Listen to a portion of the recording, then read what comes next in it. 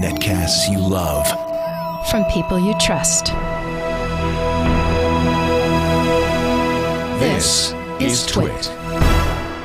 Bandwidth for MacBreak Weekly is provided by Cachefly at CACHEFLY.com.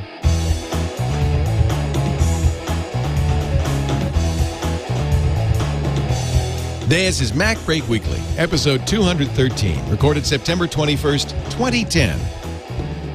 The voice is back.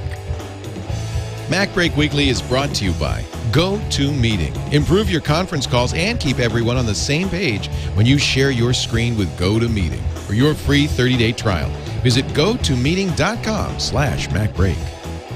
And by Squarespace.com, the fast and easy way to publish a high-quality website or blog.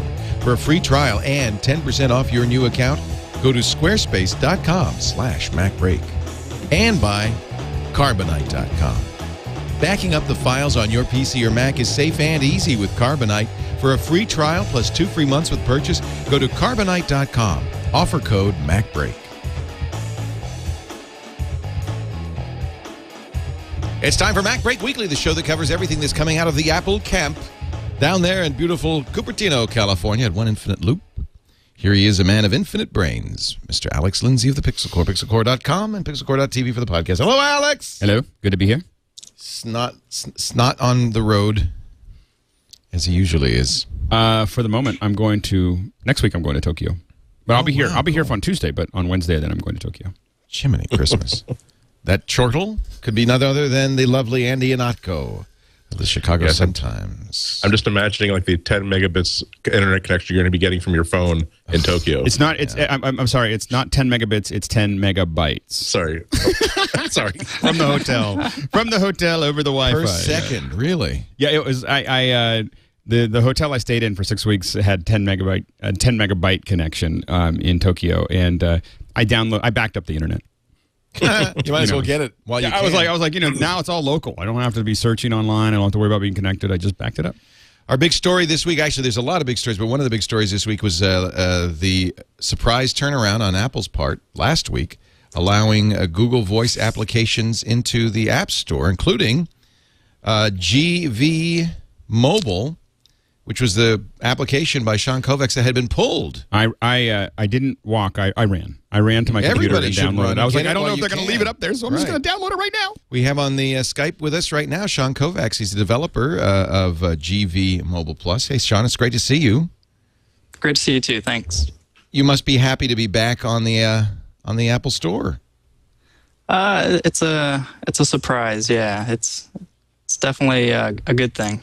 So you've been blogging all along. It's because of you that we've kind of known all along what's been going on with this. Google GV Mobile was in the App Store when Google applied to get its Google Voice application in the App Store. Apple turned down Google and yanked you. Yeah, it seems to work that way. Apple's official reason for removing my app and some other ones is a duplicated functionality. So that just happened to happen around the same time Google wanted to get their app in there. So this was what, around about June of this year? July of 09. 09, I should say. Yeah. Yeah. So did you open source GV Mobile? Did you make it possible for people to put it on their jailbroken phones? I did, yeah. So immediately following the removal, I set that version free on Cydia for people that wanted to get it. And a couple months later, I released a paid version, which is, I guess, an enhancement to what was on the App Store before. Right. How did you find out that you were going to get back in a year later? I'm actually surprised that once you allowed it on Cydia that Apple would even consider it. I mean, I would think that would be the mark of the mark of Cain. Yeah, so there's some risk in doing that, but nonetheless, people still wanted the app, and there was nothing out there, so somebody had to do it, and I figured that might be me. So how I figured out is on the 9th, which was my birthday, they released a new guidelines the App Store. And by new, I mean more specific guidelines that the review team follows. And from there, I reviewed it and noticed naturally that the app didn't break any of those. So I sent a email to the appeals team, and I got an email back, surprisingly. Now, you talk about this on your blog. In fact, going back to July 29th, 2009, you say that Apple admits that it was AT&T that pulled GV Plus. Yeah, so I've had a lot of conversation with a number of people who are close to both parties, and of course, somebody on one side of the fence will say one thing, and it's back and forth. So it's pure speculation. So I don't know if we'll ever know why. We may never know. So the appeal went well, and GV Mobile Plus is now in the store for, what is it, a $299? $299, correct. Any credit for those who bought it the first time around, or? Yeah. So if I would have been able to keep the GV Mobile name, people would have been able to upgrade it. But then I still have the city of folks that paid for it as well. So what I'm doing for those guys, and in reality, anybody can get on the offer. This Saturday night, I'm going to set it to free. So anybody that purchased it before, either on Cydia or the App Store, can get that bad boy for free. But we would ask, it'd be the honor system, right? If you haven't bought it, buy it. Yeah, listen, if you like it, buy it. But certainly people can get on and try it, I guess. So I'm using my producer Eileen's iPhone because she's already got it. I'm still downloading on mine. So you log into your Google Voice account. Does it immediately populate it? Yeah, that phone number is okay to give that out. John's in the other room saying, phone number. That's Twit's phone number, 800-605-TWIT. You can call that, but no human will answer. You enter in your Google Voice credentials, and then it populates it with, I could see, your contacts. Yep. Does your previous history get populated in there, or do you have to start from scratch? So the mystery behind the app, essentially, it's a front end to the Google Voice website. So that allows the app to tie into the iPhone contacts and do a lot of the features that the website or the web app doesn't allow. So these are the iPhone. So I'm looking at the iPhone contacts when I look at contacts in here. Yep. So those are the iPhone. There are plans to bring in Google Contacts as well. So that's going to be. There's a number of updates. And when I make a call here, am I making a call on Google Voice? Does it work on 3G as well as Wi-Fi? Yeah. So it uses your cell minutes. It doesn't do VoIP calling yet. I know Gmail recently started allowing that to use internet-based calling, but currently right now, Google Voice only allows real phones to make calls. So, either it be they call you back on your iPhone before making the call, or there's a new direct dial feature where they give you a number to call and it'll connect you through. But either way, it's going to use AT&T minutes. Correct. Unless, you can point it to say, call your home phone, and you can initiate that through the phone, but have it call your home phone, your work phone, whatever phone. So I'm using Google Voice on my computer in Gmail, so I could actually have it. I could call through my iPhone and then have it call my computer, and not have to pay for minutes. That seems silly. There's a lot of tricks. People have worked out ways where they can use Gizmo and other VoIP services in conjunction with it to make totally free calls. Is it running in the background? So it's just going to run completely? It's not going to... Well, the background, Apple doesn't allow programs to pull data in the background, refresh. Now, there is push coming for like SMS and voicemail, and it's a couple months out, and that'll allow you to see, when you get a new message or whatnot. But it's kind of limited in what you can do in the background. Okay.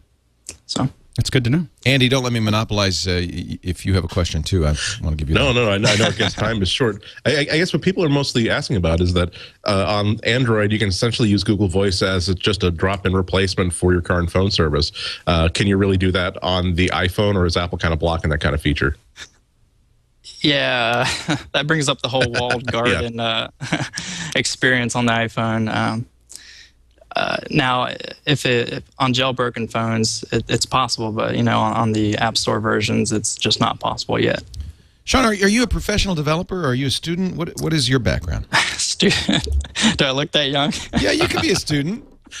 It's mostly the Miller Lite posters of the ladies in the background that kind of tip it off. I'm actually trying to decipher your shirt. There's a big M on it, and it looks like a pair of scissors, but that can't be.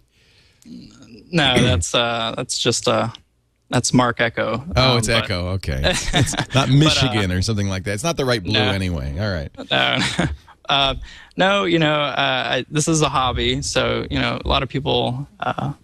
You think I'm a pro or whatever, but it's just my nighttime gig, I guess. Are you, at this point, satisfied with your experience developing for the iPhone?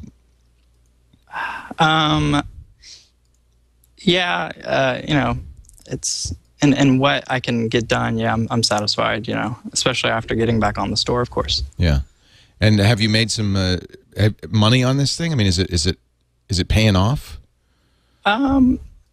I guess it's a little early to tell right now, but it's not Angry Birds money, but Hey, dude, nothing's Angry Birds money. Yeah, they're not as angry as they seem. Like, they're quite happy. Happy birds.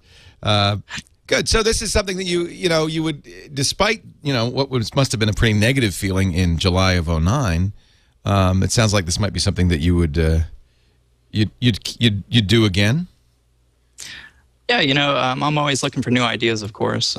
So whatever presents me, I'll go for it. Whether it's continuing on the GV mobile route or doing something entirely different. Now, presumably, since you're able to get back, and there's another application also that's a Google Voice fronted back on the store. I presume that Google, although Google hasn't said, might reapply as well.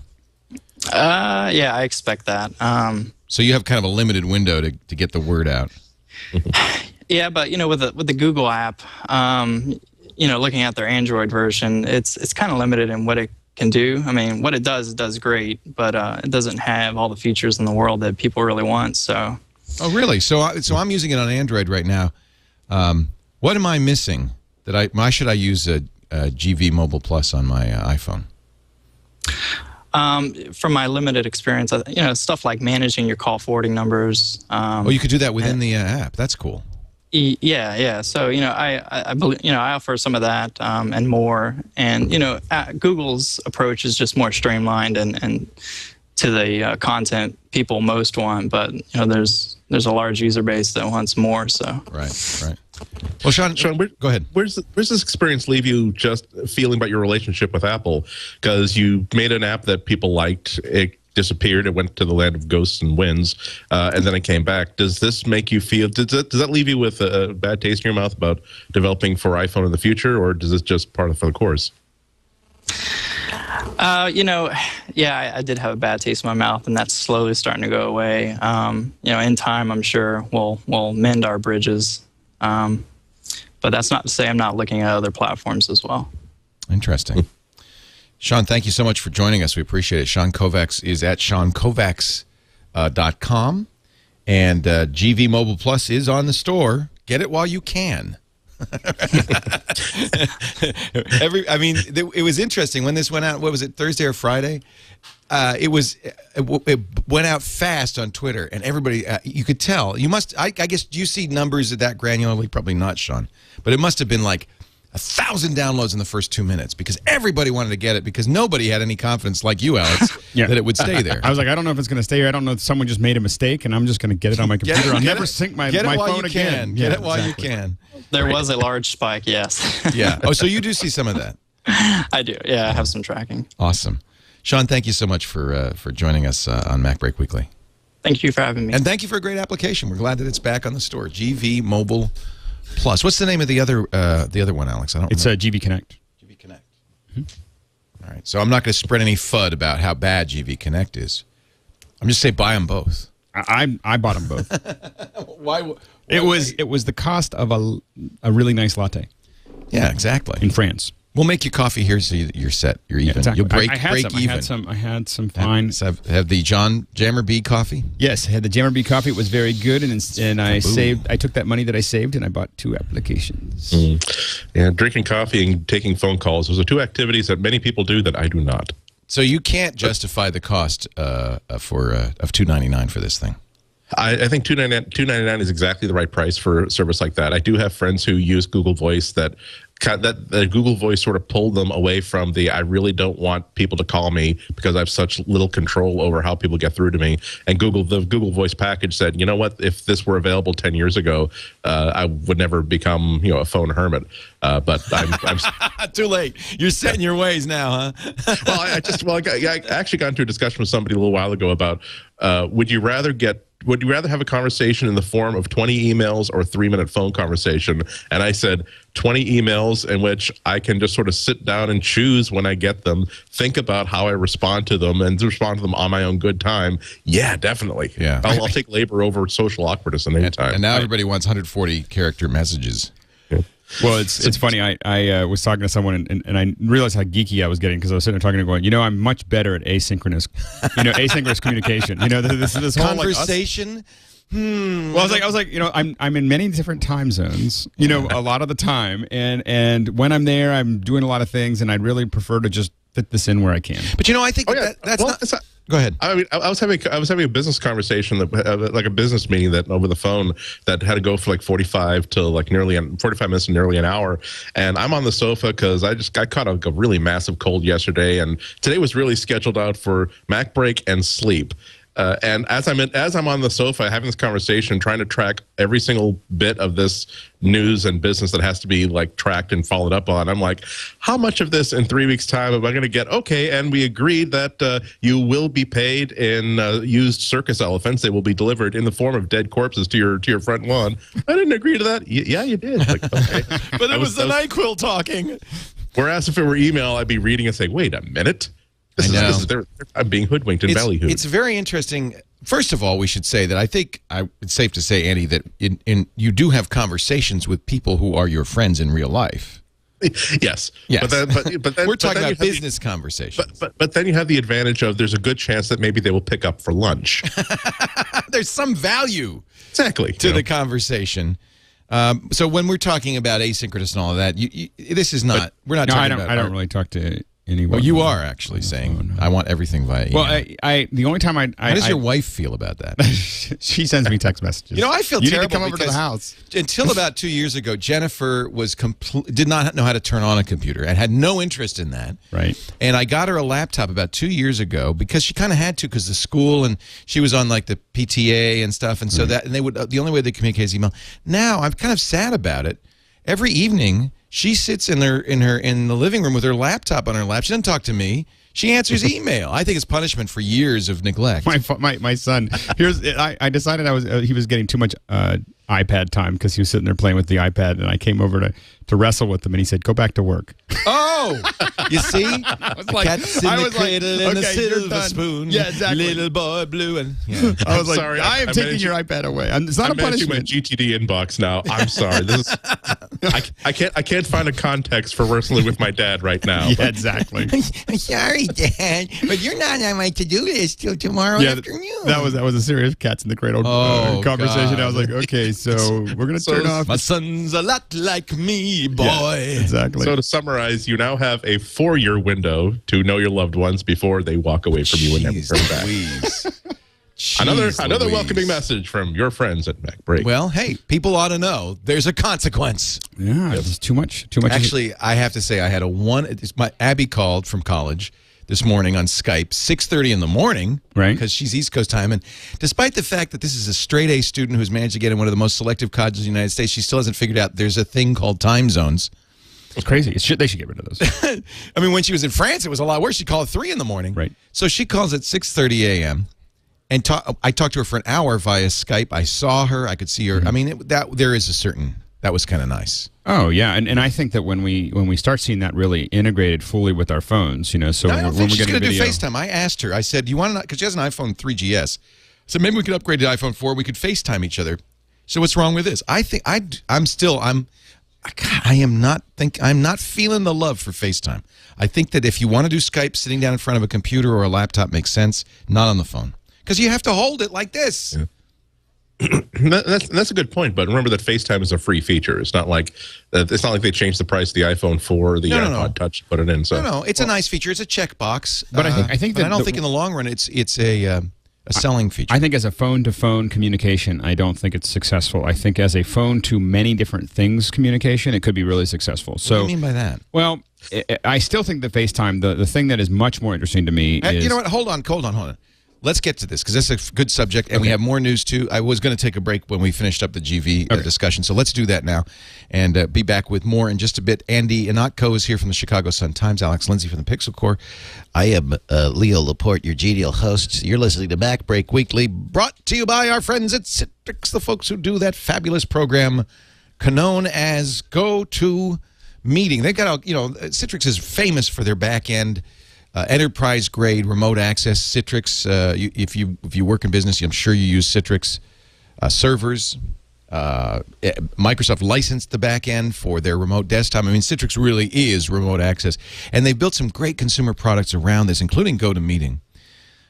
We are replacing so many flights. Oh, it's so great. So many flights. No more travel. Citrix should get some kind of like back end on saved carbon credits. I know. They should do a carbon credit. Yeah, they should be getting. They should be. When they're talking about people paying carbon credits in, Citrix should be getting money back out. I think a lot of people say, "Oh no, I don't travel. I do conference calls," but those are deadly too. Anybody who spent time on look at Andy on his sofa. Right. I mean, it's the worst. It's the last thing you want to do is spend time on a conference call, unless it's visual. You're seeing things. You can work together on documents. You can do training. If you're in sales, there's nothing. You just have to have GoToMeeting on your system. And trust me, clients do not. Sometimes when you say, "Oh, I want to start a online meeting with you," if it's one of those other technologies, and the client says, "Well, I don't have it. It's a pain in the butt." GoToMeeting's not like that. You can send them an invitation via email, but you can even do it on your phone. You say, "Look, just go to GoToMeeting.com." They say, "Okay," press the button that says "Join a meeting." I should show you. It's so easy. And now here's the meeting ID. You enter it in, and you're done. It takes them 30 seconds to get that software on there. So next show I'm going to have a GoToMeeting running. I'm going to get Eileen in the other room to have a GoToMeeting running, and we'll show you this. I mean, it could not be easier. You could try it free for 30 days right now. You don't have to take my word for it. Go to GoToMeeting.com/MacBreak. All they want here, your first name, last name, email address. You don't have to be on their newsletter. You sign up. $49 a month. The first month is free, and you get $10 off. GoToMeeting.com. GoToMeeting.com/MacBreak. Please give it a try today. Just take my word for it. It's really awesome. It's transformational technology. We've been using it's been spreading like wildfire. So we have our mentors. Had you ever used anything else like the Microsoft solution? Yes, we have used most of the other solutions. See, the nice thing about this, first of all, it works Mac and PC, so you don't, Microsoft. You got to tell somebody, tell me what you're using. Well, there's a lot of different versions. There's Adobe Connect. There's the Microsoft solution. There's a bunch of other ones, and I have been both recipient and starting person on many of these different things, and this one is, in my opinion, the best one. Could not agree more. We thank Citrix so much for supporting MacBreak Weekly. So I'm sorry, I didn't mean to interrupt, but we started a conversation. I think it's a good one. So let's have some time for it. I think the problem with FaceTime right now is that I do think that phone to phone is not as interesting. I think that. Do you do? Andy? You don't even use a phone, so you're a bad example. Well, but still, it sometimes is like a pocket version of GoToMeeting, because it's a pocket version of Skype. Or something. My use for it is when there are times when an email comes into, well, actually, why don't I show it to you? You have an iPhone, don't you? And then we'll work it. Okay. Yeah. And then you hold the iPhone up to the screen or something. Right. Well, actually, it was just, as a matter of fact, just a few weeks ago, someone else who's a podcaster wanted to see, what my studio setup was here, and it was easier to simply. I was about to break out the little the Photoshop elements and just sort of okay, each square is a light, each circle is a microphone, or I could just simply hold up a camera. See, this is intriguing to me. So, for special occasions, I can see that the value of that actually. Well, yeah, and I think that being able to stream it. I think that there's a market that's coming somewhere down the path of integrating the FaceTime stuff to like 911 type things where you could call and say, "This is what I'm looking at right now." Like this is an but you can imagine wanting to call and being able to post video and have that kind of built into the integration. But more importantly, I think that what I was hoping to see when we saw the new Apple TV was if you had FaceTime on a Apple TV, for instance, or FaceTime on people's computers, now you're really talking about a Jetsons kind of thing. And I could totally imagine my wife shooting video of our kids and projecting it to her parents' TV. That would be something that they'd be pretty darn excited about. And because they wouldn't have to do any technology, they just watch it. They just watch it, but they could also look, talk back and see that stuff. But but the point is I think that the problem right now is that even though a lot of people have iPhone 4s, it's not ubiquitous enough. And I think that I do think Apple is starting to fall a little behind on making this what they promised, which was making this an opened resource that other people could write to. And we haven't seen that yet. If we were able to integrate FaceTime with Skype, with Google, with other, just be able to have a desktop one. I mean, we could be using FaceTime for remotes for people who are doing what Andy's doing right now. Right. Yeah. Well, I have to wonder if FaceTime is really the only thing that they ever intended that front-facing camera to be used for. If that's just the first expression of a decision to say, you know what, it actually would not cost us a whole lot of money just to, by default, have a camera in every iDevice that we make. And then there's a 1-year plan and a 2-year plan and a 3-year plan for how to best exploit those. And the most obvious one, obviously, is going to be video conferencing. I think that Apple is the opposite of these Android phone makers who will put the front-facing camera in but not give you a way to use it and just sort of hope that other people and other services like Quix decide to find a way to support it. I'll tell you what's going to happen. Facebook time. No, seriously. What if you were on Facebook and all your contacts were on there? And some of them had iPhones, and you could press a button. You could say, "Hey, let me call my friend." I don't even like people texting me on Facebook. Like the reason, the reason I don't. You're unusual. The reason I go to Facebook is the reason I don't go to Facebook is because every time I go there, people send me, "Hey, how's it going?" I know. I'm like, you're not normal. We both established you hate people. The kids today with the long hair and the flared trousers and their bebop music with the electrified guitars, it's like a whole different generation. When I read, my nieces and nephews have friended me. I'm that cool uncle that you were willing to friend on Facebook, or at least the public accounts, not their private ones. And when they're talking to their friends, it's always the conversations. Hey, let's Skype tomorrow. Hey, you're going to be around? Let's Skype tonight. And so that experience has really opened my eyes to the fact that Skype is really being used as a long place replaced the phone as a live messaging system. Abby called me from her cell phone and said Skype. Yeah. And then we were Skyping. Henry every evening goes and video chats with his friends. So something like a good terminology, Facebook time, or Google Chat time, where not only do you see that little green dot that says, "Oh, by the way, the person who wrote this mail is available via FaceTime," and simply clicking a button and having all the secret sauce connect you to the person, that actually could be a good way to actually make this relevant. I think the problem I have is the form factor. I just don't. It's to hold that phone like that. Yeah. It's just it's not something you want to do much of. Well, I think the problem for me is that I don't want people to realize that what I'm doing while I'm talking to them on the phone is cleaning my house. That's what I do.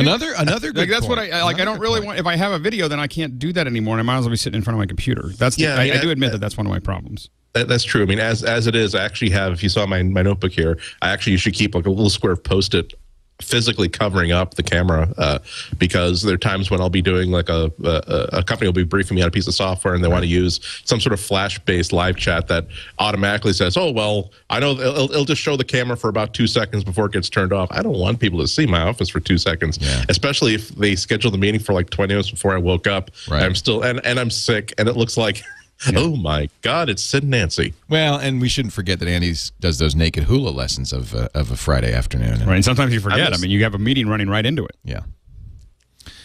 We had Linda Lavin last week. Just by moving for her age. Anyway, but this ties into the Facebook phone rumor, which I have to say I think is completely a Mike Arrington fabrication. But there is some credibility behind it because Joe Hewitt who was at Apple and is now at Facebook and is an expert in, he wrote the Facebook app for the iPhone, is an expert in this, and a big Android player, are both at Facebook right now, presumably heading some sort of mobile division. Mike Arrington said, based, I think, mostly on that, maybe he has a tipster. You never know with Mike, but Mike on Sunday posted a story saying there's going to be a Facebook phone. Facebook didn't even give him one day of news cycle, 1 day of link bait on that one. They said no right away. Yeah. No. Well, and I think that a phone application makes sense for Facebook for both, and getting really integrated with that with Android and the iPhone makes a lot of sense for Facebook. Building their own hardware makes no sense. Yeah.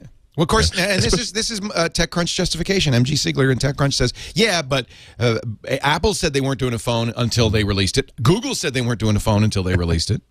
Well, that was because both these companies had reasons to want to get into the phone market. Right. Facebook seems to have none, especially now that, Google's foray into phones made a lot more sense after Apple said, here's what you do with a screen with a phone that's 100% touchscreen.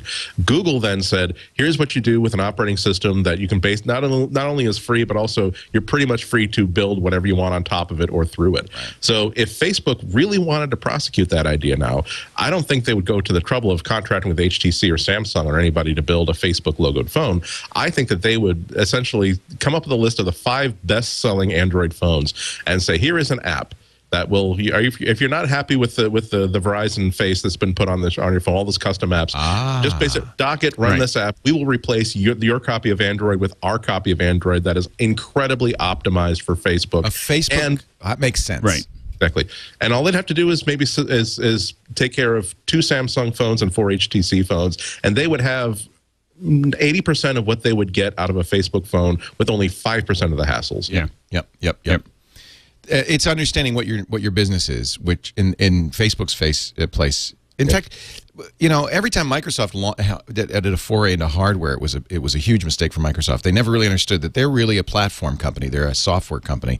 They are not a hardware company. They made money on hardware, but not as much as they've made on software by any means. Yeah, it's just such a different world. It's like saying, is there going to be a Twitter phone? No, but I like Andy's idea of a Facebook-centric, even OS or modification. Right. That's a great idea, and I could totally see Facebook doing that. Yeah. I think there aren't, the only argument for it is that they have 500 million users or a billion users or whatever the number is now, and if 1% bought it, it'd be a lot of phones.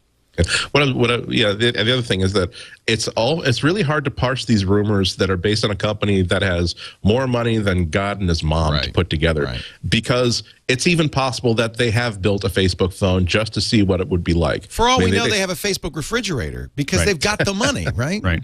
And they could do it. They could spend $500 million on a phone just to see what would happen. Right. Like it could just be R&D.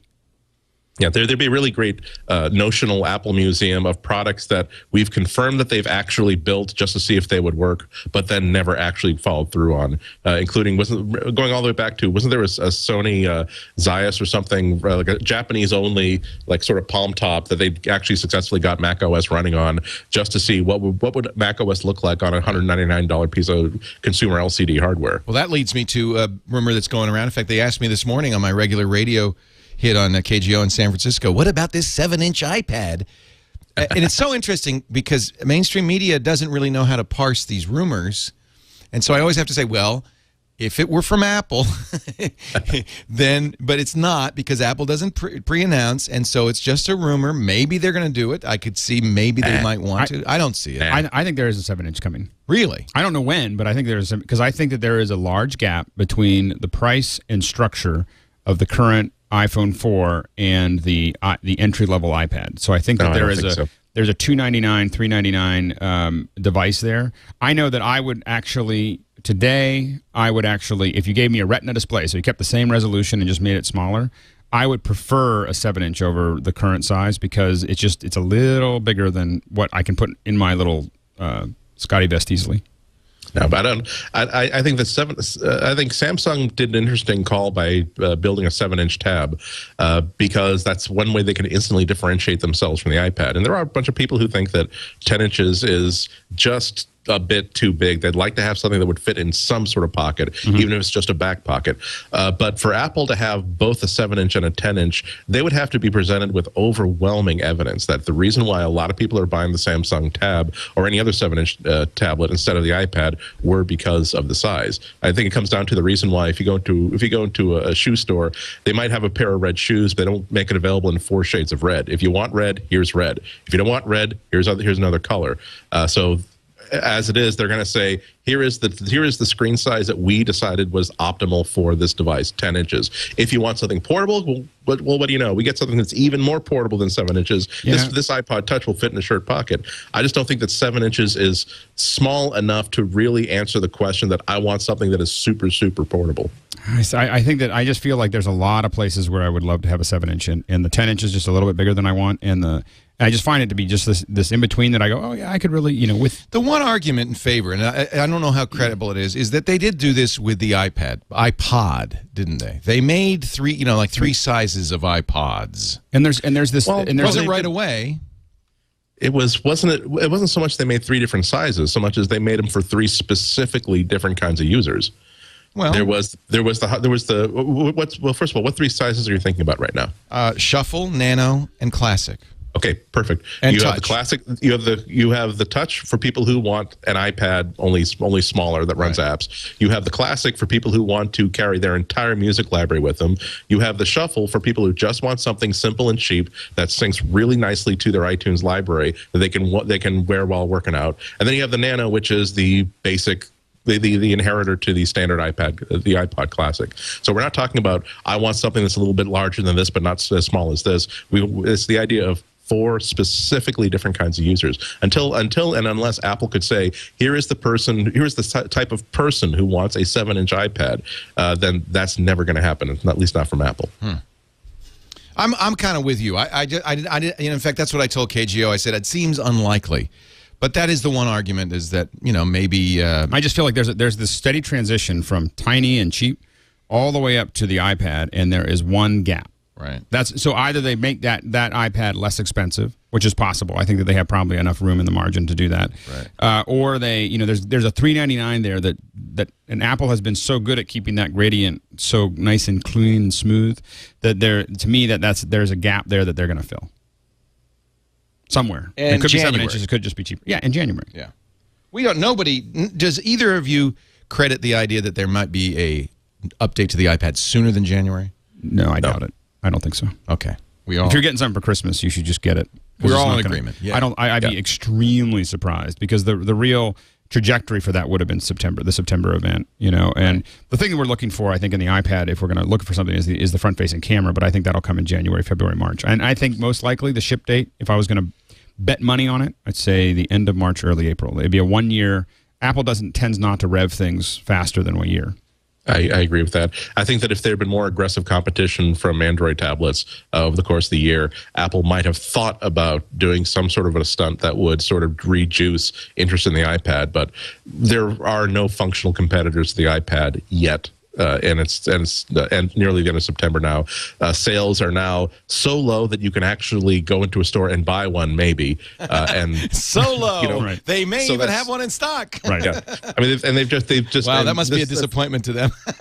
Yeah, I know. It's like now they're exactly. Now they're blowing their nose with $50 bills instead of No, now they're blowing their noses with $100 bills instead of lighting cigars with them, because they can still wash them out and reuse those. They might want to keep it this time. Yeah. Is it true? I read a report that Apple now has more cash in the bank than any other corporation in the United States. And any other corporation in the history of the world.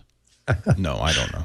That's what I haven't checked that out, but that part of Apple's urban legend now is that they can really buy their way into or out of anything they want now. Yeah. So that's why if people, it's hard to come up with a rumor that simply says that Apple has built this.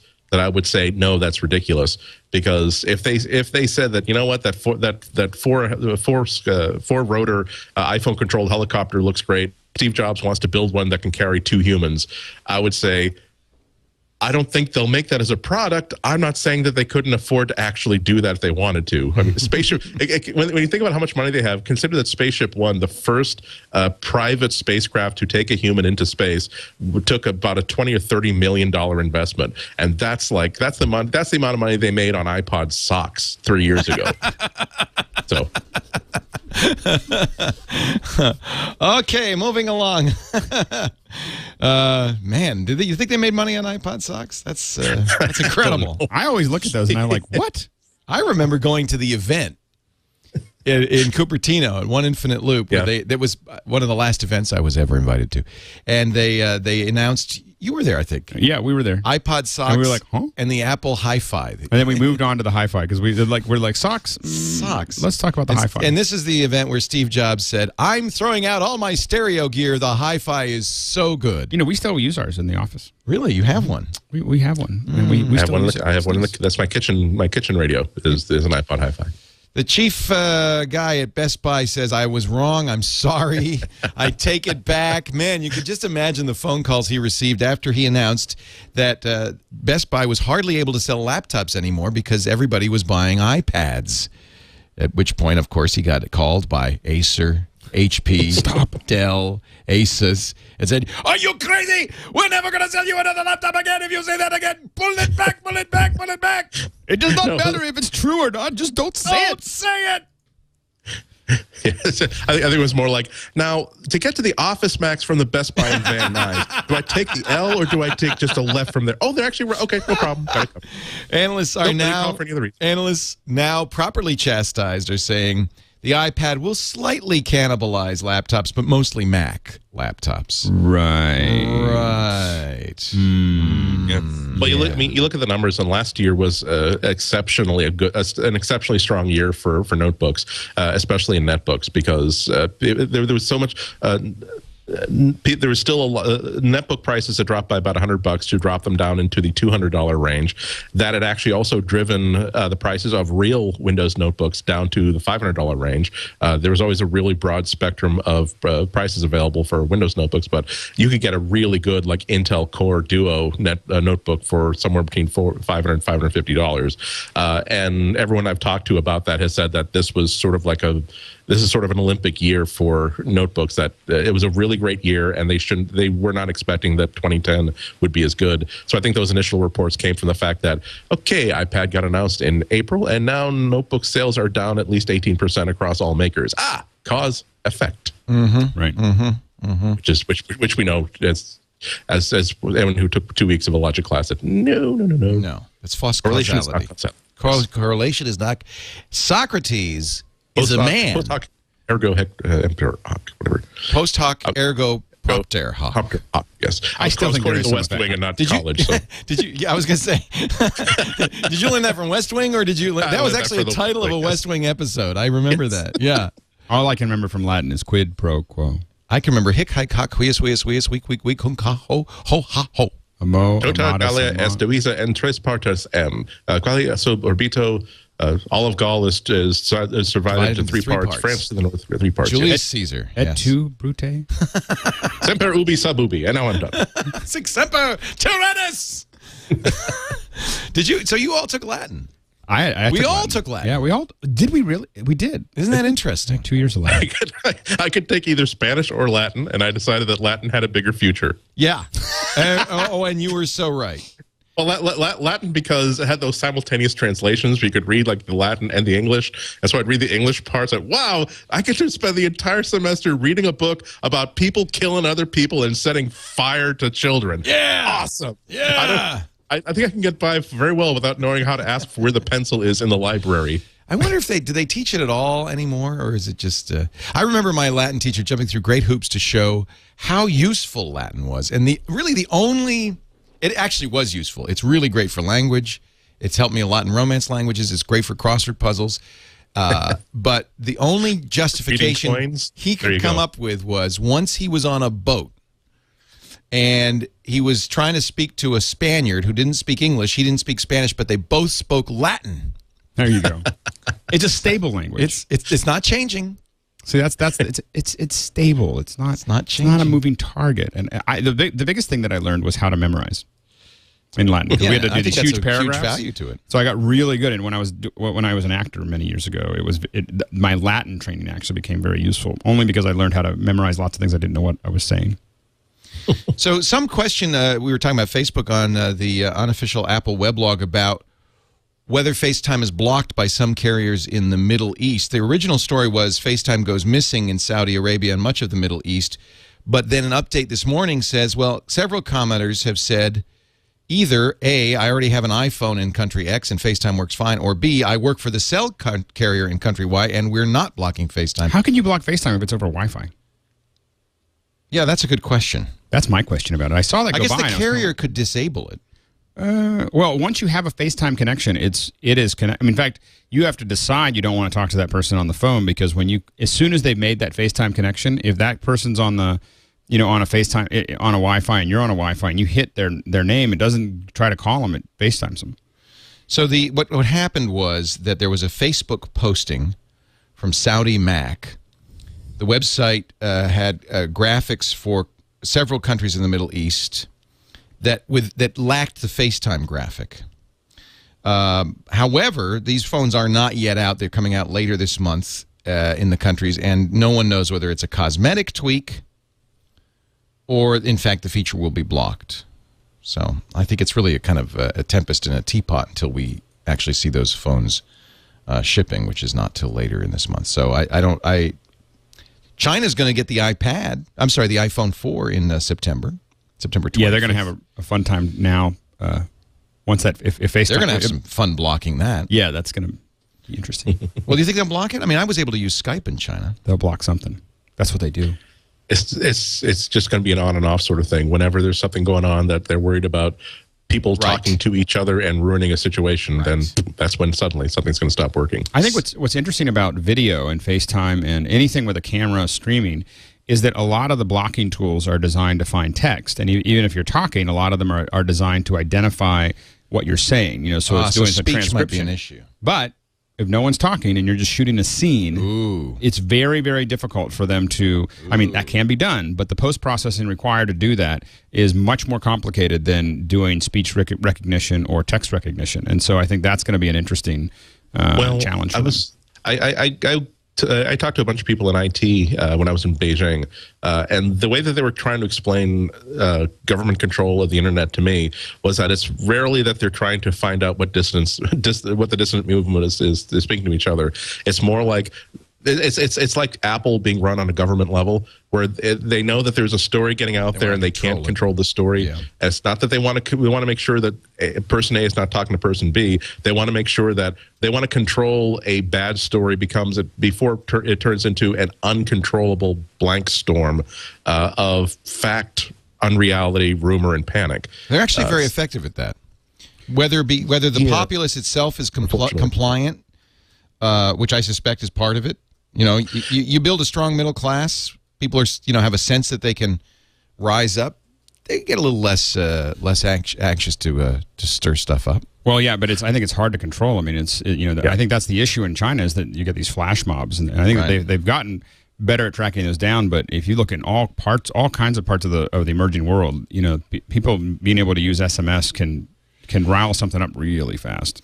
Yeah, the example that got cited was a recent incident that was still ongoing when we were in China, where forgive me if some of the details are incorrect, but there was a violent crime against a woman. The rumor mill started that it was because a member of this one religious group committed it, which led to attacks upon members of this religious group. Mm-hmm. Then the police cracked down on that, leading to the supporters of this religious group to say, "Oh, well, now the police are the government police is now supporting these attacks," and that led to people going against it even more. That might have been sort of a rose-colored glasses look at why Apple. Excuse me, Apple, China. I confuse it too. In some ways, it's very simple to the way that Apple likes to make sure they control the story that's coming out. But it's interesting. It's interesting when it's not so much a guy with an eye patch and a hairless cat, stroking it. They're speaking freely. Ideas that we do not approve are being discussed. It's scary because this is the sort of thing that even in the United States, if you propose this as, we've decided to at least in the LA area until the riots subside, we're going to turn off ISP access to these, to Facebook, to Twitter, and to these other social media systems, because too much of the conversations are about things that are not true, that are just simply fanning the flames. Until we put out some of these actual fires and babies are no longer being thrown into places where babies should not be thrown, we're going to turn off access to Twitter. I think that unfortunately, there'd be a percentage of America that would say, yes, unfortunately, it's sad that we have to give up some of our freedoms for safety, but then again, this babies being thrown, dogs on fire, we don't approve of that. Those sort of things. They didn't have Ben Franklin anyway. Well, I think that there is a. I mean, you're laughing, but you don't know what you're laughing at, do you? There's an argument for totally free press, and I think that in our country we've grown to a position where that makes sense, and we got to grow up with it. No, we got to grow up with it. So one thing we have to be clear of is that we had free press the entire time. We went through a lot of trouble when press wasn't so instant. Right. And so a lot of other countries are going through a growth pattern that we went through 150 years ago or 100 years ago or 50 years ago when press was slow. And they're going through that certain growth pattern, and they are less stable than we are. Right. And we saw what happened with slow press in 1929. Mm-hmm. It would have been. I will argue that it would have been much, much worse in 1929 if we had today's whatever. Without it is a.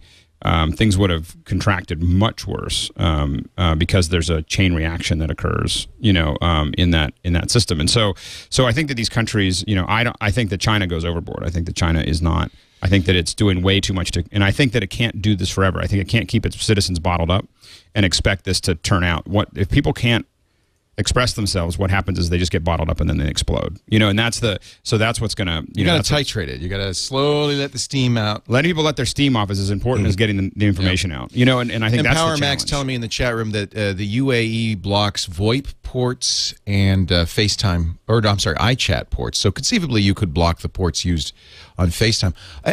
But this is why it's difficult to report on this kind of stuff, because I had heard the same thing when I went to Dubai in the UAE.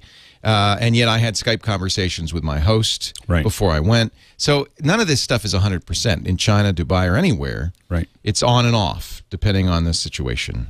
And what kind of connection you have. And that's true. In a hotel, probably in the UAE, in an American hotel in the UAE, you may have more privileges, or in China, you may have more privileges. So we're probably imperfect reporters on all this. Let's take a break, come back with more. We are talking about the Mac. Of course, on MacBreak Weekly, as we do every week, every Tuesday at this time. Alex, Lindsay, Andy Ihnatko, and myself. Brought to you today by Squarespace.com, another company that we all, I don't know about Andy, but Alex and I use heavily. We use it for our Inside Twit blog. I'm working to move my radio show to Squarespace. One reason is because Squarespace can handle the traffic. You can't handle the traffic. Squarespace uses a really slick virtual server technology based on Java that allows them to pour on the bandwidth when it's needed. That's actually something we are dealing with next week. We're shooting a new open for we're shooting the video footage for a new open for Ask a Ninja. Coming up. Oh, this week. I love Ask a Ninja. So is the he Ninja, still around? Are you still doing stuff? Yeah, the Ninja's going to visit our office, Oh. and so we're going to shoot some green screen footage and make it available. And I was kind of like, yeah, I think we're going to make sure that like with Squarespace, that it's just going to that they could handle the hit. You can't handle it. But if you don't have it on that, it would be it's and we're not sure with the media servers and everything else because that part of our website isn't on Squarespace, and so we're a little afraid. Maybe we're like, maybe we should have just gotten this all back on Squarespace. Squarespace is both hosting, because that's how they can do that, and software, really great content management software that will, and I think this is very important, import and export from existing blogs. So you're never trapped at Squarespace, and it's easy to move to Squarespace. In fact, you might want to try it right now for free for 2 weeks, no credit card needed. Go to squarespace.com/MacBreak. You can import all the content, including comments from your movable type, WordPress, TypePad, or Blogger blog, or anything compatible with those standards, which pretty much means everything. They've got great social integration, an iPhone app to die for, just beautiful stats. We've talked before about the great design capabilities of Squarespace. You start with some templates, but you can do anything you want, including CSS and JavaScript if you're so inclined. And especially if you're just trying to figure out how to get your site up. How do you just get something up that's going to work, that you don't have to think about how to port it to a server or how am I going to write the code? Like I was talking to someone yesterday who was talking about coding their site and they had never done this before, and I was like, Squarespace really makes that a lot easier. Just go to the examples and look at all the big companies and small ones that are using Squarespace for their sites. This is Valiant Entertainment. I mean, this is a company that visuals are very important. And you'd think, I mean, this is a big company. They probably have their choice of anybody. They have a good budget. They could do anything they want. They chose Squarespace. Look how great this looks. No two Squarespace blogs or sites look alike, and that's because Squarespace makes it easy to customize. I want you to try it right now. Go to squarespace.com/MacBreak. Try it free for 20 days. I'm sorry, 14 days. If you decide you want to buy it, very affordable, by the way. Hosting and software and everything you need. You can. Oh, this is new. Okay, they've redesigned this pricing page. So there's monthly, yearly, 2 yearly, and to any plan that you pick, add the code MacBreak, and you will save an additional 10% off for the life of your site. Yeah, they've completely changed their packages. This is I haven't looked at this. I looked at this a couple of days ago. They must have just done this. So the standard package starts at $13.33 a month if you go month to month. And remember, the thing is that you look at that price, but you years. would be paying something like that to host just for the anywhere. hosting. Yeah, exactly. This is everything. And you still have to do all the work. Yeah. Squarespace.com/MacBreak. It's where great, exceptional, wonderful websites begin. We thank them so much for their support of MacBreak Weekly. All right, let me see. I had so many other things I wanted to talk about today. Somebody in the chat room said, because as I was going out, I said, the place where we talk about everything Macintosh. And he said, no, it's all iPhone. Well, look, dudes, don't blame me. Blame Apple. They did do one thing this week in the Mac space. They released finally the 27-inch cinema display. I immediately ordered one. And they made USB 3 available. On what? No, they didn't. No. I'm just wishful. Oh, Blu-ray DVDs are out. No. I'm so angry. I just want to say, there's only one thing I want on my hardware. I'm fine with everything else. USB 3. Really? I just want all my video. So what's happening is the whole video industry is all moving. Firewire. They're all moving to USB 3. So all the Blackmagic interface card. The only reason that I can't interface professional video with my Mac Mini is because it doesn't have USB 3. Not that I'm bitter. Oh wait, yeah I am. Or I have to use an express slot on my. So I have to buy 17-inch computers for our streams. Why? Because there's only an express slot on those, and there's no USB 3. So it's just like, why is Apple usually is ahead on these things, and I feel like they're trying to sandbag it or something, or they just don't care. But they really need to get their head unfixed there. I still am excited about the 27-inch display. I am. Sorry. Yeah. That's fine. $1,000? That's a good price. I'm fine with it. It's like it's another monitor. I mean, look, I'm with you, and really, I brought this up to respond to the chat room, which is we would talk about Mac stuff. We would love to talk about the next version of OS 10. We would love to talk about all the updates to the Mac Pro and the Mac Mini, if there were any. Yeah, and iLife, if there were any, and iWork, if there were any. I mean, it's all. What about Scarecrow's brain? If I only had a brain. If there were any. I mean, we would talk about USB 3 if they added it. All I can say is, but by the way, this is what's going on in the world. Right. I mean, what's Microsoft talking about today? Not Windows 7, but they're talking about Windows Phone. Yeah. This is where all the excitement, all the innovation is happening, is in the portable space. The iPad's a huge hit. Those new iPods are out. The iPod Touch looks fantastic. I like the new Nano. I've been using it for a couple of weeks now. Love it. The iPhone 4, still hot, still not in white. And the rest is just kind of background for Apple. I mean, I think they're perfectly content to be selling Macs. It's mostly about like acquisitions over the past 4 or 5 months. Yeah, let's talk about the acquisitions. You were saying how great their cash position is. Of course, once you have cash in the bank, you're going to have to start spending it. Yeah, I mean, the two things that have been big in the news of the past week, and it's actually in the show notes too, they bought a face recognition company called Polar Rose, one of those companies you really haven't heard of until They get bought by somebody, and then you hear about them because they got bought, and then you never hear from them again because all their technology is now interwoven into other apps. I should point out, Google has 2 weeks ago made a face recognition acquisition as well. So this is it's kind of they're almost in lockstep, you know, in terms of acquisitions, whether it's ads, speech recognition, you know, with artificial intelligence. And Apple already does a lot of facial recognition within Aperture so does and Google. iPhone. Right? Both companies had this technology. They're getting the engineers, right? Right. Yeah, and that's why it's so interesting to sort of think about what they could be doing with this sort of stuff. Where the thing that Polar Rose is known for is that they do face recognition within video. So maybe they're trying to figure out how to add that sort of feature to iMovie, or maybe they're trying to figure out a way to, just like I said, that the front-facing camera on the iPhone obviously can be used for live chat, but could also be used things for like verifying who you are before it allows you to use your iPhone. Or in an iMac, it could say who is in the room and can I log these people in automatically because I have verified that the butt of that guy who's bending over and cutting open a box from FedEx. Right. That looks like, what does the tag says on Levi's? Okay, it says waist size 32, but it has a Sharpie that says that it was originally 38. Okay, that's definitely Doug. Okay, we will let Doug access these servers on the basis of that fraudulent Levi's tab. Let me, the other acquisition might be something that would even stimulate more conversation. This is Rovi Corp. Actually, it's not an acquisition. It's a licensing agreement with Rovi Corp. They focus on making interactive TV guides. Yeah. See, that's unfortunately that's like that's not something you could apply towards. Yeah, because iPhoto that would like to be able to arrange things in grids with text. Like, no, that would mean that they would have to. Well, what if it's just for organizing your content? No, that's for live programming and deciding what to record and what not to record.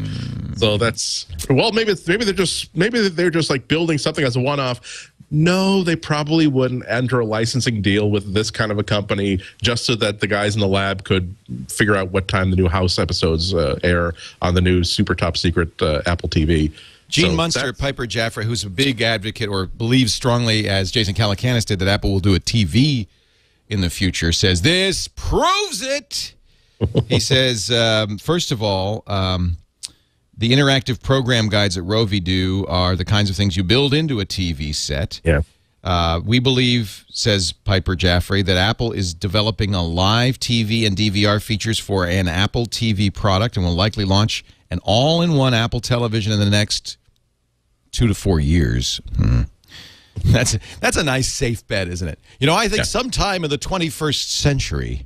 But I still think as we're going down the path of this having an all-in-one TV that ran the iOS, that had iSight built in, I just like the idea of an add-on, but I guess people don't want to plug in another box. Is that the problem? I just don't think that anybody would want to pay extra for TV features they may not ever actually use. Right. And I also don't think that we're at a place yet where Apple could simply assume that people want that kind of all-in-one functionality. I think that it would be a great addition to a $99 Apple TV. I'm not even sure, even with iMacs being used in dorm rooms, that you would put a coax coax connector on the back just to get HD cable TV signals in. Yeah, but I think a Wi-Fi / Ethernet connection is all you'd really need into one of these things. I mean, I think that the iMac, the thing is that I have to admit, as an Apple user, I think there's a lot of Apple users out there that would start hedging that direction if it was big enough. So I think the big thing with Apple users is they'd want. I think that a lot of people who would buy a special they don't want a 27-inch or a 30-inch. They're going to want a 4650 or 60-inch TV.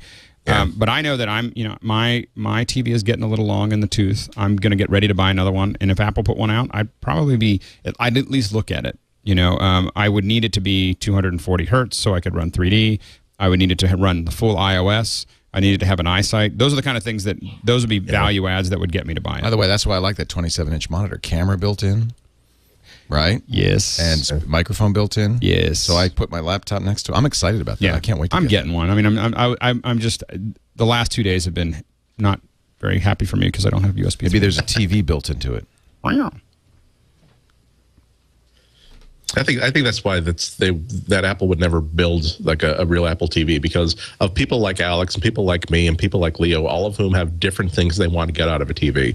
I agree. That's why a box is a good thing. Yeah, because over the past 2 years, I've steadily replaced all the tube TVs with HD TVs, and every time I put a lot of thought into the first purchase. After that, it became, what does Samsung make that is within my price range, that is 720p or ideally 1080, that is pretty much just within my price range? Good, that's what I want. And I'm not sure that I'm the sort of person who would spend an extra $200 or $300 to get an Apple logo on it. And then there are people who are willing to spend $800 extra to get an Apple logo on it if it has these two specific features. Like, why is this not 3D capable in the future? So well, I think that's a... I think for me the big thing is that we were talking about this I think earlier, is that I just don't want to use any more controllers. You know, I want my iPhone or iPad to control the. You know, I'm so just tired. Supposedly on this next Mac Mania cruise in February, I am signed up to give a lecture on turning a Mac Mini into a home theater PC. Should I just forget it? In February. Ooh, February. That's a dangerous. Yeah. Well, I would say turning your Apple device into. There you go. Into a home theater. your redacted into a home theater PC. Yeah, I think that would be more. That would be safer. So you guys do this. Some maybe Apple will. Well, they got the Apple TV coming out, right? But maybe there's going to be even something more down the line with this new Rovi Act. Why would they do a deal with Rovi? Are they going to build that in the Apple TV? It's just a program guide. They got to be building up the Apple TV to a lot more than what it is now, because it's kind of pathetic. I mean, they have a guide in the Apple TV. I think the UI is nice. It's fine. I'm not that. I'm gonna get one. The program guide is for live TV. Yep. So it's a TiVo style or DVR style program guide that you could have a record button on. Why would you what would Apple be doing with that? Is that something they would add to Apple TV, or is that something for another device? Well, if you're looking at really replacing all the boxes that are in your house, live TV is the piece that is what keeps everybody that's what keeps people hooked to their cable. If Apple gets live TV, is Apple going in the cable business? Well, it's the end of value-added whatever. I mean, if Apple starts to go down that path, I mean, and it's not just them. As Apple, it's not. What if Apple did a DVR? A DVR is fine, but I think that it seems contrary to the direction they were moving. They took the hard drive out of the Apple TV. Yeah, I don't think the DVR is as important as being able to watch football games, Steeler games specifically. Live is that's the only thing that has me go, well, maybe I should get have cable. 9 to 5 Max says it's just metadata for iTunes. I don't buy that. Yeah, I don't think that's enough. No, because what do you do with information about live TV? Not past shows that have aired, but with live TV. Also, they already have metadata. If they sign a deal with ABC to get the entire next season of whatever, you gotta believe ABC provides images and exactly. Yeah. I mean that was a bad deal. They should have paid an extra $50 to get the names of Hugh Laurie and all the other people who are on episodes. Who was in that show? We have to go out to get another party to give us the information. Something going on there. Very interesting. Yep. Let's see. More to come in just a little bit. There is a story that Apple spent, according to the Silicon Valley Insider, a year and a half trying to convince Facebook to do a deal over Ping. We'll talk about Ping, and we'll finally give you a chance, Alex, to say why Ping is so good. Okay. Ha. Before we do that, though, time to talk about backups with Carbonite.com. If you're not backing up with Carbonite, I question whether you have a real commitment to your backup strategy. Oh, sure, you say. I've been burning CDs. I have a whole shelf up there. Or I've got a USB key. Or, hey, maybe you have a 2 terabyte external drive. And you're using ChronoSync, which is what I use to back up to it. But let me tell you something, as he wags his finger. Let me tell you something. What if there's a fire, a flood, a tornado? What if the, burglars break in and steal every piece of furniture in your house, including all your backups? What are you going to do then, huh? What will you do? What will you do? My wife wasn't backing up. Of all people. Well, it's the financial records. Of all people. What happened? Did she lose it? Here's the deal: is I stay out of my wife's. She didn't lose the data. By happenstance, she had to back something up a week before, so she lost a week of data. Oh. and she's still putting it back together. And so the thing is, what if you 3 lost weeks it ago. all? Think about it. What if you lost it all? Yeah. How do you put it back together? Well, and it just happened to be that we were going through an internal audit, so that she had just posted the QuickBooks stuff and everything else to our accountant and to a consultant. So it was but it wasn't as bad as it could have been. But yeah, she could have lost it all, and it would have been a really I can't even imagine. And the drive just went dead. It was like it was fine, and then it was not. If you go to carbonite.com right now, that Carlita, I'm talking to you, lady. Go to carbonite.com right now. You get a free trial. You can see how it works, PC or Mac. Yeah, they have a great Mac client. Although I have to say they've updated the PC client with 4.0. It's even better on the Windows client. Is getting better and better. And what they do is I think they're a little behind on the Mac, but I'm sure they will be updating this soon. Hey, let me tell you, it's automatic. Unlimited backup for all your personal data on your internal drive. You don't have to think about, how much storage have I used? Just whatever you got. It's encrypted, 128-bit SSL, so you can even use it at an open Wi-Fi access spot. That's why I put it on Abby's laptop, because it doesn't, it's encrypted. But if she wanted further privacy, she could use very strong AES encryption on top of it for complete privacy. Less than $55 a year for everything. And you can restore to any computer anytime, as long as you can get online. Even the iPhone app is free, or the BlackBerry app free. You can your data is available to you. You cannot lose your financial records. Don't do that. 3 places.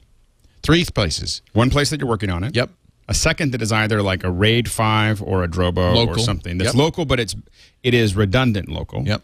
And then the third one Offsite. is offsite. You got to have all 3. Peter Krog's 3-2-1 backup. 3 copies, 2 different media.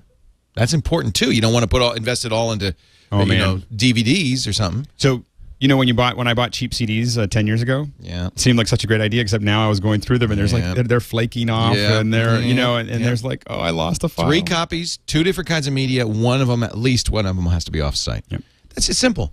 Everybody agrees. Carbonite's the way to do it. That's part of your 3-2-1 strategy. Carbonite.com. They were just named. I was really pleased to see it, because I think we have a little bit to do with this. The fastest growing IT services company in the U.S. The number 9 privately held company. Unfortunately, in the US. they didn't give you stock. That's all right. I have emotional stock. I have emotional equity in this company. Carbonite.com. Try it free right now. Use the coupon code MacBreak. You'll get 2 weeks free and then 2 months free when you decide to buy. Why is Lily Allen suing Apple? Because she's crazy. Her laptop was hacked into. Oh, God. No, I mean, I didn't know. I think PR, because I didn't know who she was until I. Yeah, we all now know who Lily Allen is. Who is that? I didn't know who she is either. She's a pop musician. Did you know, Andy? You're kind of with it. You're with the young people today. No, I hadn't heard of her either. And so I read this article, and it was, oh God, because all the article says is that she claims her MacBook was, quote, hacked into. And okay, does this mean that someone performed an exploit that installed a super user on her machine? I blame you, Apple. I blame you. Or was it just that, she left it open at Starbucks while she got herself another latte, and somebody walked over and did some screenshots and emailed themselves pictures of their inbox? What by hacked into? What if we all sued whatever company? I mean, that's and we'd be like the Beatles in the late days. We don't want that. We don't want that. Maybe Lily Allen's going straight to Beatledom. Yeah, but they sold a lot more albums. They're allowed to do that. They have a certain level of okayness. Okayness. Gameloft. They were the walrus. 20 million paid downloads on iOS. 20 million. Wow, is all I can say. By the way, they are also a big player on the Android space. But that's Angry Birds money we're talking here. I just don't think that they're angry. Not anymore. No. They're probably angry at the beginning. They have a lot of games, by the way. They did Avatar, Iron Man, Shrek Forever, Shrek, not Shek. Shecky Forever After. Live the life of Shecky Green in the early 70s as he makes his way from Vegas Lounge to Vegas Lounge. That would be kind of fun. Let's Golf, Skater Nation, Bridge Odyssey. They have so many. Asphalt's a very good game. I like that. Asphalt Racing, Asphalt HD. 15 more games on the way before the end of the year for the iPhone and iPad. 15 more. They do Android and WebOS games. They even do feature phone games. They kill. They kill. In fact, in May, they announced 330 million paid downloads across all platforms. They're making some money. 20 million of them on iPhone. Wow. Somebody's making money. Let me look at Angry Birds. Angry Birds isn't a game loft, is it? Or is it? It's Ruvi or Chilingo Rovio. Rovio. I think they're... I should know because it comes up every single time. I think they're Finnish or something. When I look at the credits, yeah, it's like they're... It's hard to say. I'm now on my second pass of Look at the credits. Niklas Hed, Rein Maki, Haro Grönberg, Jaakko Hislaholo. That's got to be Finnish, right? Oh, no. I always thought the birds looked, Do they look vaguely Eastern European? Yeah. I don't know. Yeah, what level are you at? I've already beat the whole thing. I had the temerity to play this on air, and people mocked me. They said, "Oh, you suck. You're terrible at this." Is how far I've gotten. Here's the worst part: is that I got through the toucans. How do you do the toucans? Oh, hit it again. It'll come back. I know, but so what you have to do is you have to visualize a spline curve. I know. And so you have to but you'll visualize. You can visualize once you get. You can visualize a spline curve. I've done a spline curve. So you just this game is unfair. It favors Illustrator users. Yeah, exactly. No. It doesn't favor Illustrator users because it doesn't use a B-spline. That's a B-spline. It looks like a B-spline. What kind of curve is it? Hermite curve. It's either a Hermite curve or a B-spline, but they're very close in the calculation. But it's not like a Bezier curve from. So how am I supposed to get these little ones under here? So you have to actually hit those ones first. What, Andy? No, because Alex was proving that he knew lots of tech details about Bezier lines. I wanted to say the words like R curve 2 and R line 2, which is the PostScript markup language, so that I would feel like a big shot too. Do you speak PostScript? I learned to program PostScript. I bought like Don Lancaster's books, like in 1980s, whatever. Well, back on the laser printer, right? Yes, back when that was the only way you could do cool graphics on the laser writer. McGruff says, "Great app. Leo just is." Well, I won't even say what he says. I think I'm okay. I'm now trying to get 3 stars on all of them. Oh, you're that kind of person. Well, I've already gotten through I went through the whole thing going, okay, there's some of those levels that you're like, I never want to see that one again. Like, as soon as I survive it, as soon as I get it, I'm like, okay, I am moving on. Now I'm going back and I'm 3-star and everything. I got 1 or 2 3-star on that level. And sometimes you find yourself yelling at the application. You're like, what? 2 stars? Did you see? I just knocked down I killed them all with the first with one thing. How do you get 3 stars on that? How do I not get? And then what happens is, here's the problem. After you play it another 15 or 20 times for that level, you find that there is a way to get 3 stars, and then you're like, But it seems to me there's a lot of luck. It's not fully reproducible. No, it is reproducible. It's fully reproducible. It is reproducible, but the level of detail on some of these it is literally like a pixel. Like, you have to pull that back. You can't just kind of just pull it back. What you have to do is you have to look at the grass behind you. And you use that as a measure of exactly where you're pulling it back to. I hate these freaking toucans. If you don't, and with the toucans, part of what you can do before you can feel it in the forest, you have to look at the leaves so you can kind of figure out where it is in the background. I take it, Andy, you don't play this game. But the background is very important. No, I was just going to say that, every week there comes a moment I realize that, gee, you know what? You don't play very many games on the iPhone or the iPad. You should find a game to play that would really get you in that world. And then I listened to you two talk about your latest game obsession. I thought, no, I think it's good that I'll be like the guy who has the friend who owns the ferret, as opposed to the guy who owns the ferret and whose home now stinks of ferret musk. Generally, I only play this at like 10-minute, I'll play one game and then I'm like, okay, I'm done. But I couldn't go to sleep in London, and I played for 4 hours straight, and that's how I got it through. Thanks to our chat room, we have pinpointed the headquarters of Rovio. They are, I don't know why he used Bing for this. They are in Espoo, Finland, right there, right on the... So if you're listening right now, go and say hi. Kahursarai If you've got an iPhone 4, FaceTime, live video of people going in for lunch and leaving from lunch. It's Let funny. them know that MacBreak's eyes are everywhere. They are being watched. Their activities are being noted. You are being monitored in Helsinki. I'm watching the skies. Espoo which is the only Finnish word that looks like you know how to pronounce it. ESPOO is probably pronounced Charday. I mean, it's not. There's something weird about Finnish. They also have an office in California, I'm told. By our chat. Where? Our brilliant chat room. Where? Chat we want to room, go you're letting there. us down here. We want to go there. Where's the Bing map of that? All right, time for our picks. Well, okay, a couple more stories real quick. Warner Brothers executives say 99-cent TV rentals, that's too cheap. They want them to be more expensive. According to the Associated Press, Barry Meyer, chief executive at Warner Brothers, said his company decided not to participate in the 99-cent TV episode rentals because they feel the price is too low. They said, just because it's dark and it smells bad here does not mean I have to move my head. They want to charge, get ready for this. Well, I guess, okay, Gossip Girl, you can own it for $2.99. So, I don't know. What do they want to charge? $1.99? I don't know. I think they just want to make sure that people don't actually buy the shows. We just want to make it high enough so that you don't buy it. That's the comment of somebody whose 401k is wrapped up in like BitTorrent hosts. Yeah. And this just in, Lily Allen and Warner Brothers are going to sue Apple because the price is too low. No, I'm making that up. Right. Now, I stayed away from some big product announcements thinking that perhaps you fellas might want to make those product announcements in your picks of the week. So I am going to let you do your picks of the week right now. And if, in fact, you do not mention these particular products, this is like a challenge. It's a challenge. I shall. So for those of you sitting there saying, why didn't they say anything about, well, I was waiting to hear. Alex Lindsay, your pick of the week, sir. I have an update pick and then a hardware pick. Okie doke. So my update pick, which I'm very fond of, is that there is a new version of Mac Dictate that just came out. But it's now part of.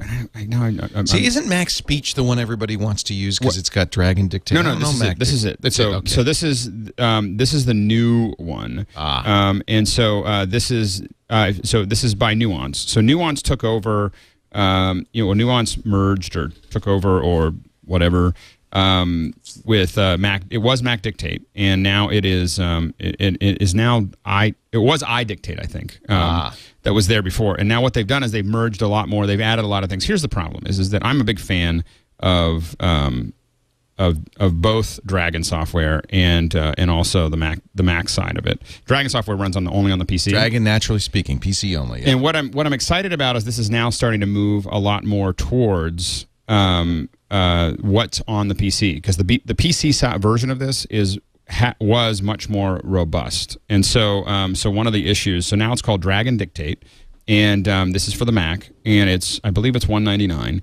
And they have a Mac Speech, by the way, Dictate Medical and Legal. Well, they have Dragon Legal. So they've rebranded it a little bit then. Yeah, they're rebranding it, but I think that they're also adding a lot of the features. So what was happening before is that there was a lot of things that on the PC side, if you used it before, you really liked the Mac side, but it wasn't as good as the PC side. There was lots of little things about it that made it, and so they're improving the accuracy, the responsiveness, and so on and so forth. I've just downloaded it. I am just training it. It's really good on the PC. I could say that. I don't write any more than about 200 or 300 words when I'm not dictating now, because it's and I use both of these. I write really, really long stuff on the Dragon one on the PC side. When I'm on the PC side, I'm now I'm testing this new Dragon Dictate, but I got to tell you, I have a lot of RSI problems. So this has been a godsend for me to writing long form stuff. And it does take a little bit to get used to. You get used to saying period, comma, paragraph, that type of thing. But once you get used to it, you do not want to go back. Like, you just don't, like, you feel like, I don't really want to type a long email because then I would have to, like, if I don't have my microphone, because then I would have to type it. Right. And it really is something that if you're having any issues with RSI, if you're having any issues with those types of things, and the other thing I'll say is that you do it a lot faster. Once you get used to it, I produce twice as much text in the same amount of time as I would. I don't know if it's better text, but it's twice as much of it. So anyway, Dragon Dictate is and it's 2.0, but it is the update for Nuance, and so definitely check that out. My hardware pick, and I've talked about Dictate before. My hardware pick is a little bit more expensive. I feel like it's my job to bring out some pro stuff that's related to the Mac. And Leo, you might like this one, or people listening that are working here at Twit. So we use a piece of hardware by AJA.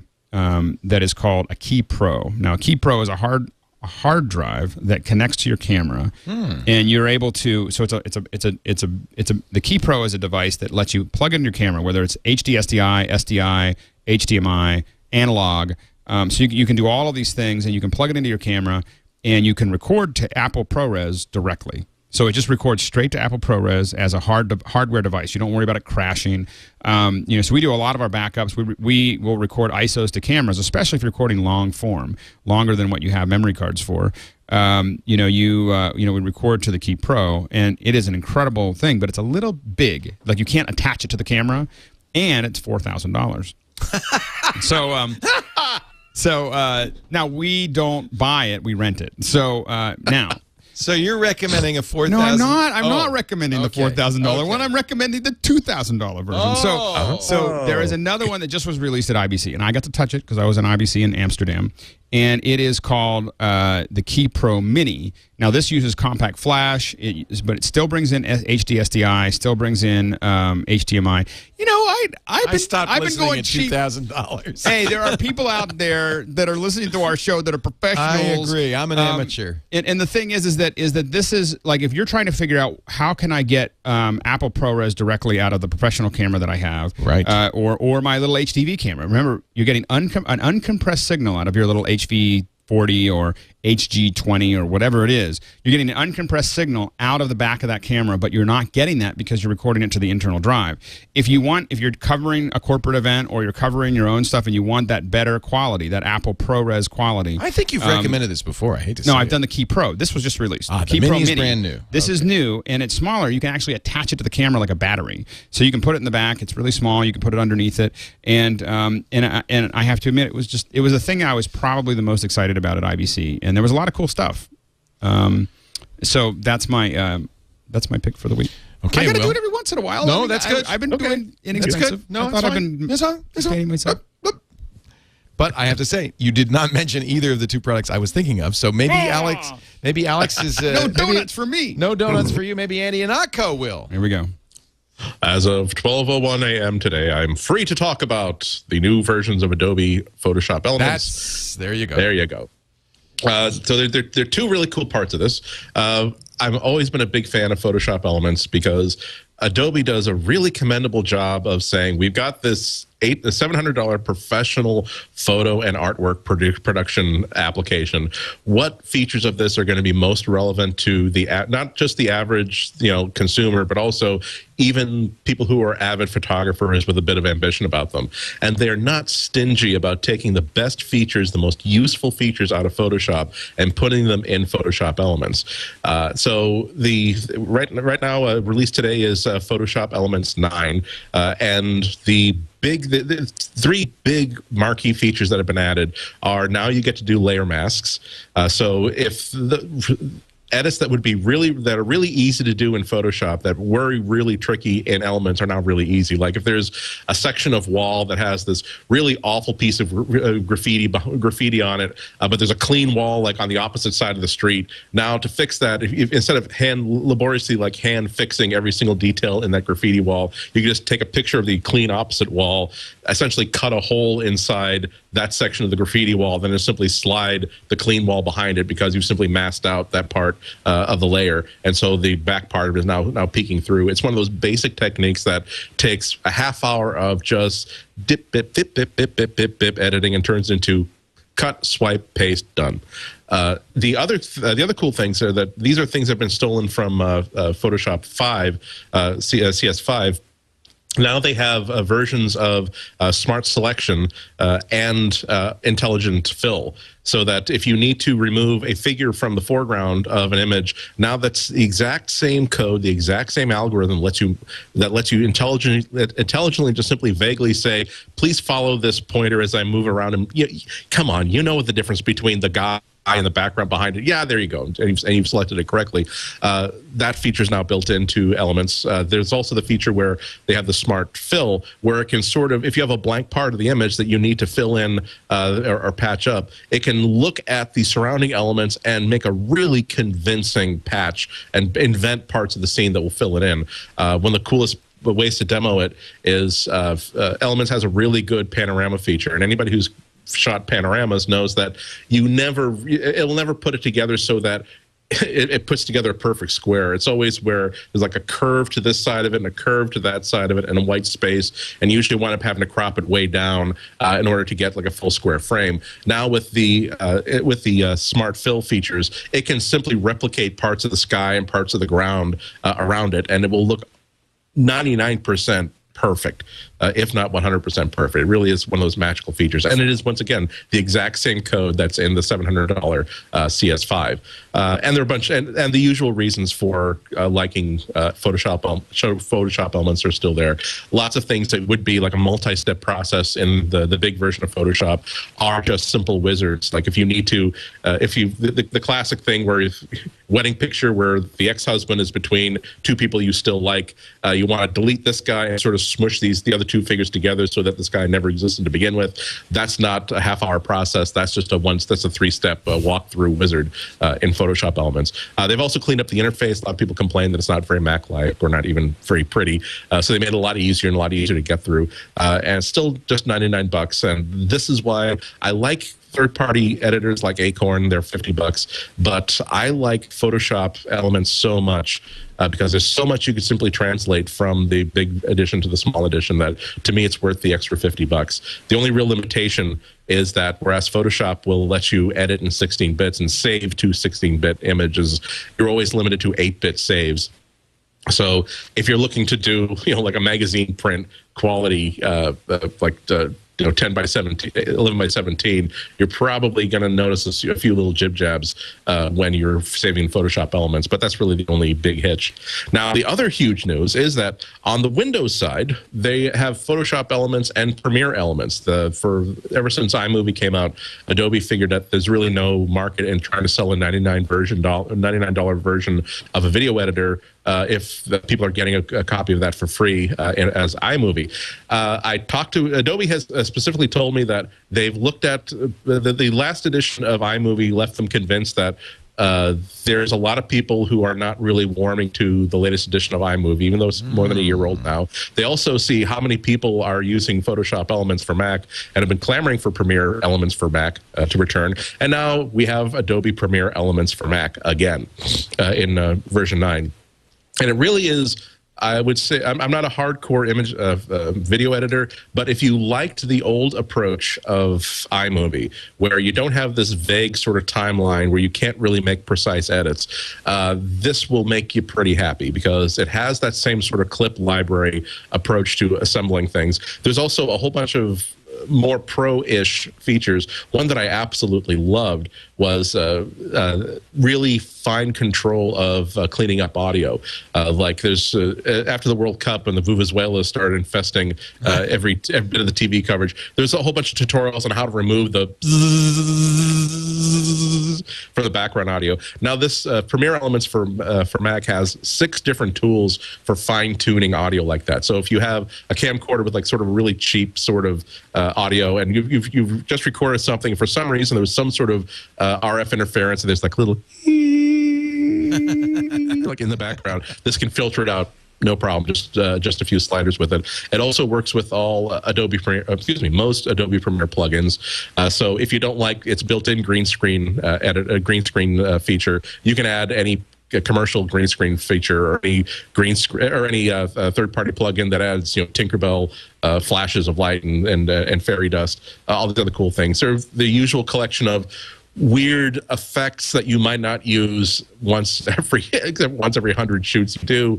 I do like this really cool cartoon effect, like that the video treatment they had in Waking Life, where it looks like just hand cell painted animation, like in multi-tones. It actually works pretty well. So still $99. Of course, I haven't even begun to talk about all the features that are in there. The real takeaway from this is that now I'm glad that there's an option to iMovie for if people who just have sort of a home use for video editing, and they feel as though iMovie is not giving them the level of granular control that they would like. Above all, Premiere Elements gives you back that fine control. Each of these is $99. If you buy them together as a package, it's $149. Shipping today. Really happy with both of them. I'm really glad, again, just to see a competitor to iMovie finally land. It's actually huge. If you'd asked me 2 days ago, will there ever be another Premiere Elements for the Mac, I would have said, no way. No way. In fact, we're lucky to have Photoshop elements. And so it's really good news. And I think both are very. And I think the positioning and the pricing makes sense because you've got Final Cut Express, on one side of it. $119 for both. I mean, that's a great deal. And then you've got iMovie on the other end. But there are a lot of features in a certain work process that you get back for not very much money. So and it's very stable. I definitely think it's worth checking out. So good picks, Andy, and you did. That was 2 down out of the 4 or 3 new products I wanted to mention. But there are 2 left, so that's good because that gives me something to talk about. One is an updated, very much updated version of Justin TV for the iPhone. So now you can stream. Is that what you're doing now? I am streaming right now onto my network keeps getting Leo, disconnected. you're pirating your own show. I'm pirating. In fact, that's what this is going to be great for. The next time you can go to Justin TV and watch the official stream, or go to Justin TV and watch the pirated stream. Now you'll be kicked out of the Apple event for holding up an iPhone. Whenever I'm at an Apple event, I always bring Justin TV and my iPhone so that I can stream live. And it says it's switching to a lower quality version. This is broadcasting from my iPhone. There it is. Yep. And I have to say, it does a very nice job. It's built into the iPhone, takes advantage of the higher quality camera. It's still, it's not perfect, but it's doing a pretty good job of the broadcast. And I keep losing the network. We're on Wi-Fi here, and something's going on wrong. You can even use the front-facing camera if you should choose. If it's easier for you to talk to yourself with the front-facing camera. So I think this is, and it's free. Justin TV. Just search for that on your app store. And then I think a huge one, and this really does show you that Apple has very much eased up on their restrictions on the store. VLC is now available for free for the iPad. VLC is a program that we recommend all the time for people who are having trouble playing back various videos on your Macintosh. It's free from videoland.org. But having an iPad version means, all of those pirated videos that you downloaded from strange places in DivX or weird WMV formats now can be played on the iPad, and that's actually really good news. It's set up so that you connect it to iTunes, and you can now, in the iTunes sharing panel, you can add videos of all kinds to your VLC player. I don't know, boy, it's risky for me to go into my movie. So it'll play. It'll play Flash? No. Well, that's a good question. VLC on the Mac will, so maybe it will. I don't know. So I'm now copying over a PC Perspective file that actually would play on the iPad, but it plays a much broader variety of formats.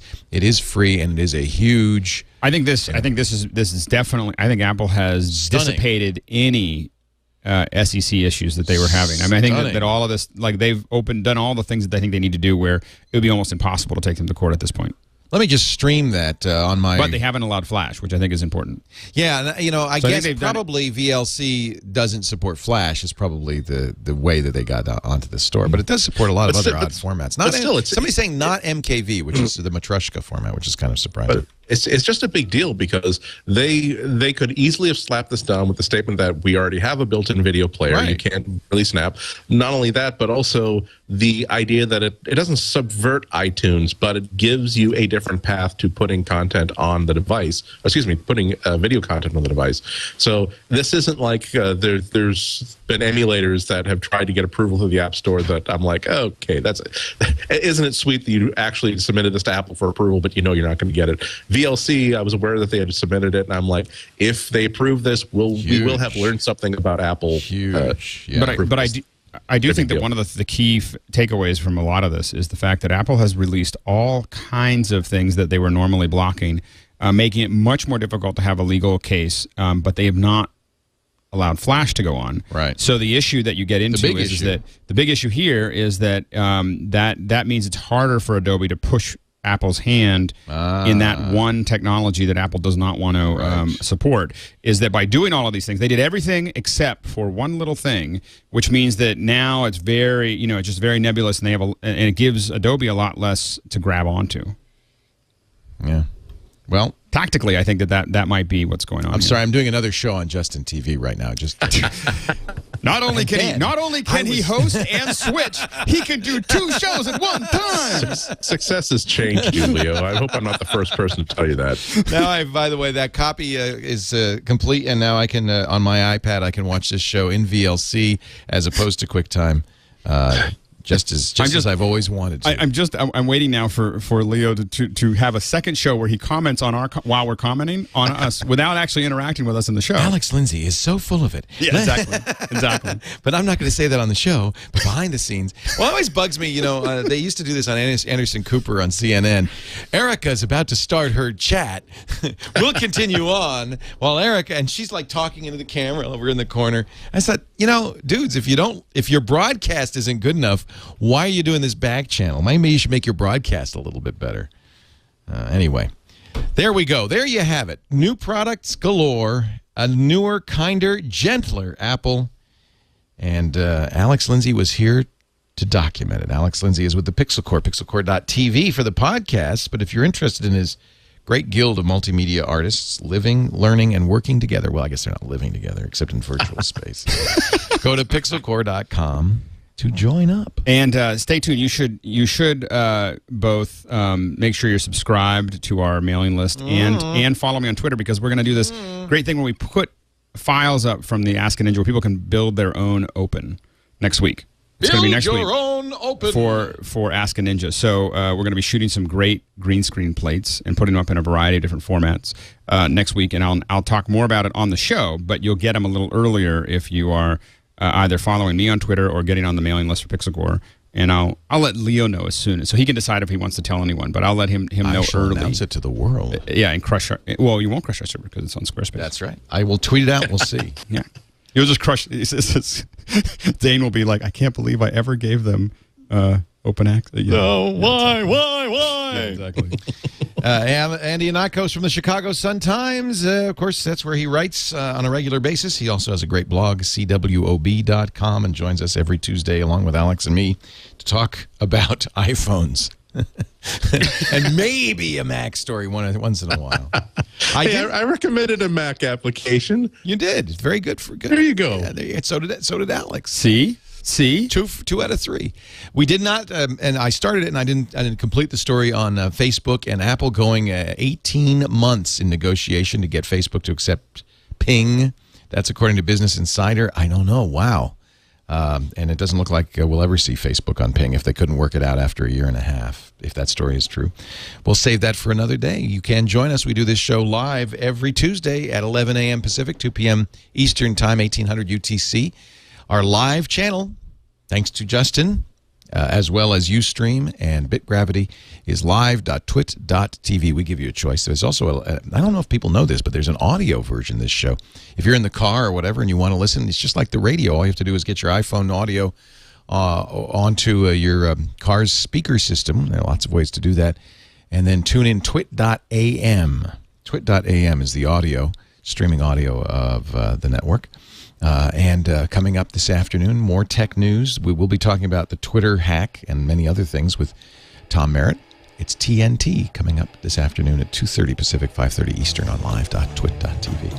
I'm Leo Laporte. Thank you so much for joining us. Now get back to work. Break time's over.